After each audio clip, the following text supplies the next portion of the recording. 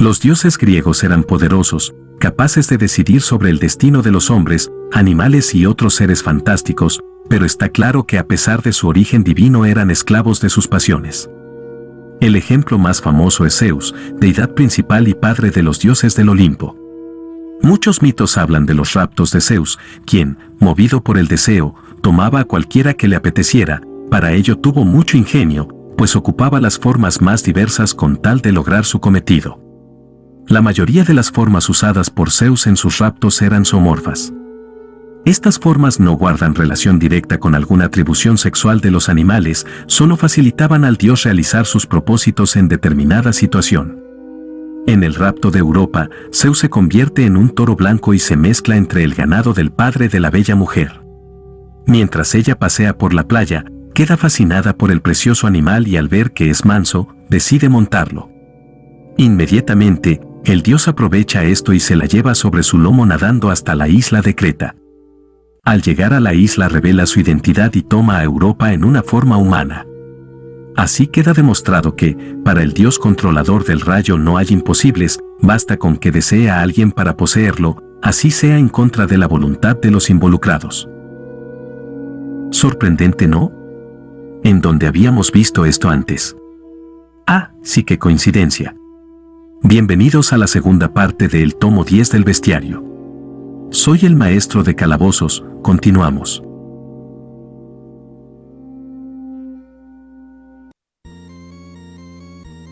Podemos observar enormes similitudes tanto de apariencia, comportamiento y actitudes de la entidad que estamos tratando, en contraste con otras deidades y otras culturas. En esta segunda parte hablaremos de su relación con las demás culturas y su posible antagonismo en las Sagradas Escrituras, haciendo ver que Dios y el diablo pueden ser la misma entidad. Varios autores religiosos a lo largo de la historia han propuesto la noción del Dios de Abraham como el diablo. Dan la razón de que el Dios bíblico es una fuerza divina que causa sufrimiento, muerte y destrucción y que tienta o dirige a la humanidad a cometer violencia y genocidio. Estos escritos se refieren a este Dios de diversas maneras como un demiurgos, un ángel malvado, el Dios diablo, el príncipe de la oscuridad, la fuente de toda la maldad, el diablo, un demonio. Un tirano cruel, iracundo y guerrero, Satanás y la primera bestia del libro del Apocalipsis. Muchos de los autores critican solo el concepto de Dios que se encuentra en el Tanaj, en contraste con el verdadero Dios que aseguran ver en el Nuevo Testamento. Sin embargo, otros autores aplican su condena a la deidad entera del judaísmo, el cristianismo y el islam. Los autores afirman sus críticas al hacer referencia a ciertos pasajes en la escritura bíblica describiendo acciones de Dios que dicen que son malvadas o diabólicas. Muchos de los autores han sido severamente castigados por sus escritos, y sus seguidores han sido asesinados. Marción de Sinope, el primer gran hereje del cristianismo en el siglo I, sostenía que el Antiguo Testamento era un escándalo para los fieles, y daba cuenta para ello al postular que Dios era una deidad secundaria, un demiurgo, que era Dios, en un sentido, pero no el Dios supremo, era justo, rígidamente justo, tenía sus buenas cualidades, pero no era el buen Dios, que fue el Padre de nuestro Señor Jesucristo. La Iglesia condenó sus escritos como heréticos. Apeles, el gnóstico del siglo II, consideraba que el inspirador de las profecías del Antiguo Testamento no era un Dios sino un ángel malvado.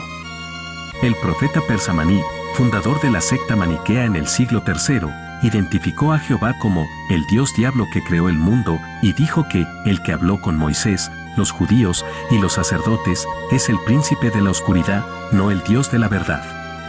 Los albigenses eran una secta cristiana en la Francia de los siglos XII y XIII, una rama de los cátaros. Su doctrina sostenía que el creador del mundo material es la fuente de toda la maldad, él creó el cuerpo humano y es el autor del pecado.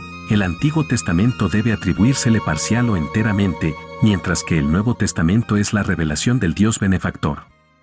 En última instancia, ellos terminaron en conflicto tanto con el orden civil como con la Iglesia, lo que conllevó a la Cruzada albigense. El filósofo anglo-estadounidense del siglo XVIII Thomas Paine escribió en The Age of Reason que cada vez que leemos las historias obscenas, la corrupción voluptuosa, las ejecuciones crueles y tortuosas, la venganza implacable, con lo que más de la mitad de la Biblia está llena, sería más consistente que la llamáramos la palabra de un demonio antes que la palabra de Dios. La autora New Age, Dorothy Leon, hace el argumento de que no solo se basa en las acciones de Dios, sino en una correspondencia remarcable en dos pasajes bíblicos. Escolares bíblicos han debatido su significado a través de los tiempos, pero Leon declara, el hecho de que Jehová es Satanás está confirmado en 2 Samuel 24:1 y 1 Crónicas 21:1-2. El primer pasaje dice, y otra vez la furia del Señor se encendió contra Israel, e incitó a David contra ellos y dijera, ve a contar a Israel y a Judá, mientras el segundo narra a la inversa que Satanás se levantó contra Israel, e incitó a David a que contara a Israel. El antropólogo estadounidense Walter L. Williams ha escrito una revisión de la historia de Jesús que presenta a Dios como Satanás, el malhechor rechazado por Jesús en la confrontación del Nuevo Testamento durante el retiro de Jesús en el desierto. The Old Serpent Chant es un análisis tamaño libro de contenido bíblico que concluye que el Señor y Dios del Antiguo Testamento que dice que Él solo hace grandes maravillas es la primera bestia en libro del Apocalipsis que hace grandes maravillas, tanto que hace que el fuego caiga del cielo en la tierra ante la mirada de los hombres y engaña a los moradores de la tierra. Podemos concluir que el Dios del Antiguo Testamento es un Dios totalmente distinto al del Nuevo Testamento, con caprichos humanos, emociones, enojos, berrinches. Si yo tuviera que sacar una conclusión es que la Biblia es una recopilación de distintos libros, escrito por diferentes hombres en distintas épocas, por eso nunca se llegaron a poner de acuerdo. Si te interesa podemos seguir abordando estos temas bíblicos, muy interesantes. Gracias por todo su apoyo, me siento feliz de poder traerles más material y de mejor calidad para su disfrute. He abierto otro canal llamado El Calabozo Musical, donde pueden tener música sin derechos de autor, para sus directos, blogs, contenido de terror, gaming, etc. Les ha hablado el maestro de calabozos, y muchas gracias por tu atención.